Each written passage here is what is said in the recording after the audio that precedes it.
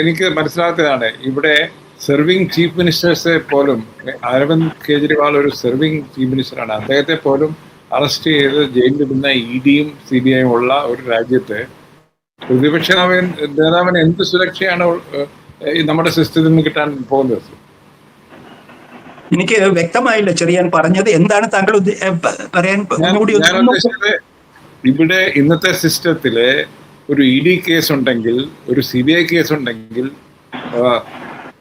ഒരു മുഖ്യമന്ത്രി, ഡൽഹിയിലെ ഒരു മുഖ്യമന്ത്രിയെ വരെ അറസ്റ്റിലാക്കി, തിഹാറിലായി, അദ്ദേഹം രാജിവെച്ചില്ല. എന്നിട്ടും കോടതി പോലും ഇന്നും കേസ് നടക്കുന്നു, കോടതി പോലും അദ്ദേഹത്തിന് ജാമ്യം കൊടുത്തില്ല. അങ്ങനത്തെ ഉള്ളൊരു സിസ്റ്റമായിട്ട് ഇന്ത്യൻ സിസ്റ്റം മാറിക്കഴിഞ്ഞു. അപ്പോൾ പ്രതിപക്ഷ നേതാവിന് എന്ത് സുരക്ഷയാണുള്ളത്? സുരക്ഷയല്ല, രാഷ്ട്രീയ സുരക്ഷ. ഇപ്പൊ മോഡിയിൽ നിന്നുള്ള സുരക്ഷയ്ക്ക് വേണ്ടി പ്രതിപക്ഷ നേതാവ് ആവുന്നതല്ല. നിങ്ങളൊരു സാധാരണ ഒരു പാർട്ടിയിൽ നിന്ന് വിരമിച്ച ഒരു നേതാവ് ആവുമ്പോൾ കിട്ടുന്ന ശ്രദ്ധയും സംരക്ഷണവും, രാഷ്ട്രീയ സംരക്ഷണമുണ്ട്. താങ്കൾ അത് മറക്കരുത്. താങ്കൾ ഒരു പാർട്ടിയുടെ സംരക്ഷണം വളരെ പ്രധാനമാണ് ചെയ്യാൻ. അത് EDയിൽ നിന്നുള്ള സംരക്ഷണം, CBIയിൽ നിന്നുള്ള സംരക്ഷണം എന്നുള്ള അർത്ഥത്തിലല്ല ഞാൻ പറയുന്നത്. ഒരു ജനനായകനെതിരായിട്ടുള്ള നീക്കങ്ങൾ നടക്കുമ്പോൾ അദ്ദേഹത്തിന് പിന്തുണ ഉണ്ടാവുക എന്നുള്ളത് സജീവ രാഷ്ട്രീയത്തിൽ നിന്നുകൊണ്ടല്ലാതെ സാധ്യമല്ല ചെറിയാൻ.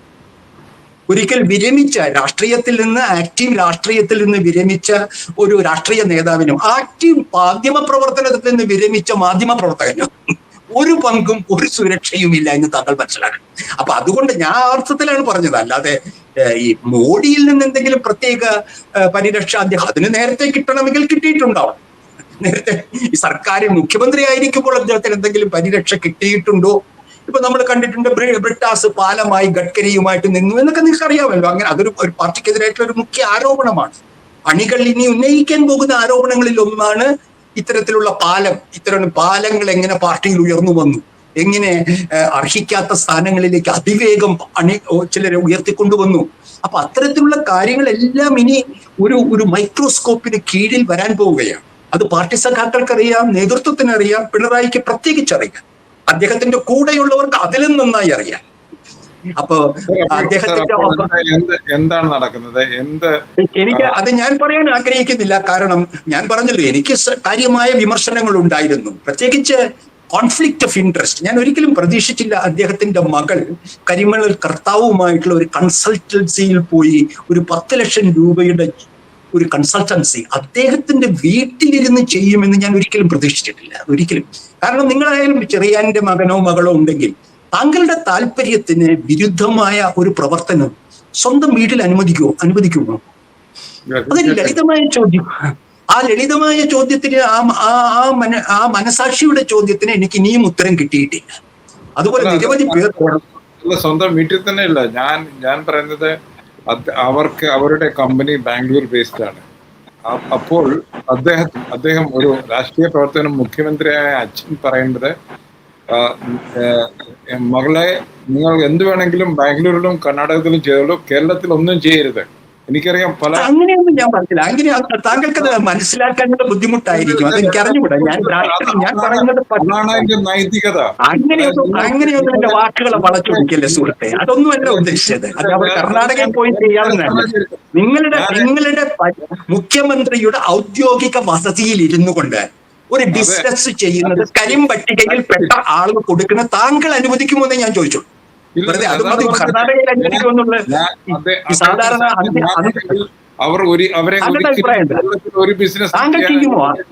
താങ്കൾ ചെയ്യുമോ എന്നോട് ചോദിക്കുന്നതിന് മുൻപ് താങ്കൾ അനുവദിക്കുമോ? ഞാനാണെങ്കിൽ എന്റെ മകളോട് പറയും, നീ കേരളത്തിൽ വരാൻ പാടില്ല, കേരളത്തിൽ ഒരു ബിസിനസ് പാടില്ല അതാണ് ഞാൻ പറയുന്നത്. അപ്പൊ നിങ്ങൾ ചെയ്തുകൊള്ളൂ, ബിസിനസ് ആരുമായും ചെയ്തുകൊള്ളൂ, പക്ഷെ എന്റെ വസതിയിൽ, എന്റെ ഔദ്യോഗിക വസതിയിലിരുന്ന് ഞാൻ ഉത്തരം പറയേണ്ട വിധത്തിലുള്ള കാര്യങ്ങൾ ചെയ്യരുത് എന്ന് നമ്മൾ പറയാനുള്ള ഒരു പിതാവിന്റെ ഉത്തരവാദിത്വം, ഒരു കമ്മ്യൂണിസ്റ്റ് പിതാവിന്റെ ഉത്തരവാദിത്വം അദ്ദേഹം കാണിക്കേണ്ടിയിരുന്നില്ലേ? അതിന് ശരി തെറ്റുകൾ, മറ്റേ അതിന്റെ അഴിമതി വശങ്ങളൊന്നും ഇനി ഞാൻ പോകുന്നില്ല. എനിക്ക് കർത്താവിനെ അറിയാം, കർത്താവിന്റെ ക്രെഡിബിലിറ്റി എനിക്ക് ചെറിയാൻ ഒന്ന് അറിഞ്ഞു കേട്ടോളൂ. പോകേണ്ട കാര്യമില്ല, സിമ്പിൾ ഇംഗ്ലീഷ് പോകേണ്ട കാര്യമില്ല. എനിക്ക് പോകേണ്ട കാര്യമുണ്ട്, കാരണം എന്റെ ജീവിതത്തിലുള്ള വ്യക്തികളാണ് ഇവരൊക്കെ. it's a foolish act which she did. foolish അല്ല, ദാറ്റ് ഈസ് an unethical, അധാർമികമായ പ്രവൃത്തി. ഫൂളിഷ് എന്ന് പറഞ്ഞാൽ താങ്കൾ വിശ്വസിക്കുള്ളൂ, ഞാൻ അധാർമികം എന്നാണ് അതിനെ വിളിക്കുന്നത്. അതിനകത്ത് ധർമ്മമില്ല sir. when your father is a chief minister, you are not supposed to do anything which will harm him. If she is a What? I don't get you. We can't have two moral standards here. Will you There is no moral morally? standard, sir. It's a simple thing that you are not supposed to, because your father. It is not a dear friend. It is not a foolish thing. It's an immoral thing. കാളിദാസന്റെ കഥയില്ലേ, ഒരു ശാഖയിലിരുന്ന് ആ ശാഖ തന്നെ വെട്ടുന്നു എന്ന് പറയുന്നില്ലേ? അങ്ങനെയുള്ളവരെ നമ്മൾ എന്താണ് വിളിക്കേണ്ടത്? പിന്നെ അത് പറയൂ സർ. അതിനകത്ത് നൈതികത. താങ്കൾക്ക് അങ്ങനെ കാണാനുള്ള സ്വാതന്ത്ര്യമുണ്ട്. നമ്മൾ എല്ലാവരും അവരവരുടെ കണ്ണുകളിൽ കൂടിയും അവരവരുടെ മസ്തിഷ്കത്തിൽ കൂടിയാണ് കാണുന്നതും ചിന്തിക്കുന്നത്. അതുകൊണ്ടാണ് സംഭാഷണം നമ്മൾ തമ്മിൽ യോജിപ്പിനല്ലോ മാത്രമേ. അല്ലല്ല, എപ്പോഴും യോജിക്കണമെന്നില്ല. പക്ഷെ ഞാൻ എന്റെ അഭിപ്രായം പറഞ്ഞു, താങ്കൾ. തീർച്ചയായിട്ടും ഞാനും എന്റെ അഭിപ്രായമില്ലാതെ വേറൊരാളുടെ അഭിപ്രായം പറയാൻ വേണ്ടി സംഭാഷണം തിരിക്കില്ല സർ. അതുകൊണ്ട് എന്താണ് താങ്കളുടെ അസസ്മെന്റ് ഇന്നത്തെ സിറ്റുവേഷനില്? അദ്ദേഹത്തിന്റെ സ്ഥാനത്തിനും താങ്കൾ സെൻട്രൽ കമ്മിറ്റി അദ്ദേഹത്തിനെതിരെ പോകും എന്ന് വിശ്വസിക്കുന്നുണ്ടോ? എനിക്ക് തോന്നുന്നില്ല. അതെനിക്ക് അറിഞ്ഞുകൂടാ. എനിക്ക് എന്താണ് അതിൽ ഉണ്ടാവാൻ പോകുന്നത്? UDF എങ്ങനെയാണ് പിണറായി വിജയനെതിരെ അവർ തന്നെ ഉന്നയിച്ച ആരോപണങ്ങൾ എങ്ങനെ മുന്നോട്ട് കൊണ്ടുപോകും എന്നുള്ളത് വളരെ പ്രധാനപ്പെട്ട രാഷ്ട്രീയ ചോദ്യമാണ് കേരളത്തിന്റെ മുമ്പിൽ. അത് അറിയില്ല എന്നും കണ്ടില്ല എന്ന് നടിക്കാൻ മാധ്യമപ്രവർത്തകർക്ക് എങ്ങനെ കഴിയും? പറ്റി മിണ്ടാനിരുന്ന നിരന്തരം ചർച്ചകൾ ജാതിയും മതവും മാത്രം ചോദിച്ചുകൊണ്ടിരിക്കുകയില്ലേ കേരളത്തിലെ മാധ്യമങ്ങളും ടെലിവിഷൻ പത്രാധിപന്മാരും? എന്താണ് സംഭവിക്കാൻ പോകുന്നത്? അതിന് ആദ്യത്തെ സൂചനയായിരുന്നു ഗൺമാന്റെ കൈക്രിയ ആലപ്പുഴയിൽ, അല്ലേ? ഇന്ന് ഷൗക്കത്ത് അലി എന്ന് പറയുന്ന ഉദ്യോഗസ്ഥനെ അത് ഏൽപ്പിച്ചു. അപ്പൊ അപ്പൊ അതുകൊണ്ട് പിണറായിയുടെ ഇന്നത്തെ നിലപാടുകൾ അതുമായി ബന്ധിപ്പിച്ചു വായിക്കാൻ ഏത് അരിയാഹാരം കഴിക്കുന്ന മലയാളി മാധ്യമ പ്രവർത്തകനും ബാധ്യതയുണ്ട്. തീർച്ചയായിട്ടും. അതാണ് സർ. അതെങ്ങനെ സെൻട്രൽ കമ്മിറ്റിയും ആ പാർട്ടിയുമാണ് ചെയ്യേണ്ടത്. ഉള്ളൂ. പിന്നെ അതുപോലെ തന്നെ ചെറിയ ഈ തെരഞ്ഞെടുപ്പിന് ശേഷം താങ്കൾ പറഞ്ഞ പോലെ ഞാൻ ഒന്നിൽ വിശ്വസിക്കുന്നു, ഇങ്ങനെയൊക്കെ ക്രൈസിസ് സിറ്റുവേഷനിൽ അല്ല, ഞാൻ നമ്മൾ രണ്ട് അഭിപ്രായങ്ങൾ പറഞ്ഞു, രണ്ട് കാഴ്ചപ്പാടുകൾ പറഞ്ഞോട്ടെ സർ. ക്രൈസിസ് സിറ്റുവേഷനിൽ എന്താണ് ആൾക്കാർ ചെയ്യുന്നത്? You assess the reality as of then.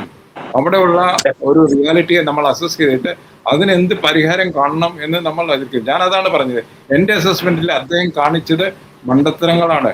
അല്ലെങ്കിൽ ഇതെല്ലാം കഴിഞ്ഞിട്ട് മറ്റാരുണ്ട് എന്ന് ജനങ്ങളോട് ചോദിക്കുക എന്ന് പറഞ്ഞാൽ ഇത് ഒരു തരത്തിൽ പറഞ്ഞാൽ സാമാന്യ ബുദ്ധിയെ നിങ്ങൾ അദ്ദേഹത്തിന്റെ മണ്ടത്തരമല്ല, അദ്ദേഹത്തെ കൊണ്ട് ഈ മാർക്കറ്റിംഗ് ഏജൻസിയെ ഏൽപ്പിച്ചു കൊടുത്ത പിന്നാളുകളുടെ പ്രശ്നമാണ്. അതും തീരുമാനമല്ല. അദ്ദേഹം അപ്രൂവ് ചെയ്യാതെ അത് മാർക്കറ്റിംഗ് ഏജൻസി ചെയ്യാൻ അദ്ദേഹം അപ്രൂവ് ചെയ്യുന്ന സ്ഥിതിയൊക്കെ നമുക്കറിയാം. അതൊന്നും അങ്ങനെ അന്യമായിട്ട് പറയല്ലേ. ഒരു കാര്യം അപ്രൂവ് ചെയ്യുമ്പോൾ അദ്ദേഹം വിശ്വസിച്ച് ഏൽപ്പിക്കുന്ന ആളുകൾ ചെയ്യുന്നതാണ്. അവരുടെ പങ്ക് വളരെ കൃത്യമാണിതിൽ. അദ്ദേഹത്തിന്റെ ഭരണകാലത്ത് അവതാരങ്ങളുടെ പങ്ക്, പെട്ടിപിടുത്തക്കാരുടെ പങ്ക് വളരെ കൃത്യമാണ്. അതൊന്നും ഒളിച്ചോടേണ്ട കാര്യമില്ല. അദ്ദേഹം ഒരു രാഷ്ട്രീയ നിഷ്കളങ്കനല്ല, മണ്ടനല്ല. അദ്ദേഹം രാഷ്ട്രീയമായി അതിന്റെ വരും വരായകൾ അറിഞ്ഞുകൊണ്ട് തന്നെയാണ് ഇത്തരം ഇടപാടുകൾക്ക് ആളുകളെ ഏൽപ്പിച്ചു കൊടുത്തത്. എങ്കിൽ അദ്ദേഹവും അദ്ദേഹത്തിന്റെ പാർട്ടിയും എന്താണ് അതിന്റെ പ്രത്യാഘാതങ്ങൾ അനുഭവിച്ചേ തീരൂ എന്നേ എനിക്ക് പറയാനുള്ളൂ. അറിയാൻ പറ്റുള്ളൂ. അതുകൊണ്ട് ഞാൻ എന്റെ അനുമാനത്തിൽ ഇങ്ങനെ പോവുകയാണെങ്കിൽ കേരളത്തിലെ ഇടതുപക്ഷവും ബംഗാളിലെ ഇടതുപക്ഷവും ഈ പ്രശ്നം പരിഹരിക്കാതെ മുന്നോട്ട് പോകാൻ പറ്റില്ല. ഈ പിണറായി പ്രശ്നം പരിഹരിക്കാതെ കേരളത്തിലെ CPM-ന് തിരിച്ചു വരാൻ കഴിയുകയില്ല. അതാണ് എന്റെ സുചിന്തിതമായ അഭിപ്രായം. അല്ല, എങ്ങനെ പരിഹരിക്കേണ്ടതാണ് താങ്കൾ പറയുന്നത്? പുതിയ നേതൃത്വത്തെ കൊണ്ടുവരണം. പാർട്ടിയുടെ ദേശീയ നേതൃത്വം തീരുമാനിക്കണം. അദ്ദേഹത്തോട് ആവശ്യപ്പെടണം സ്വയം ഈ പദവിയിൽ നിന്ന് മാറാൻ.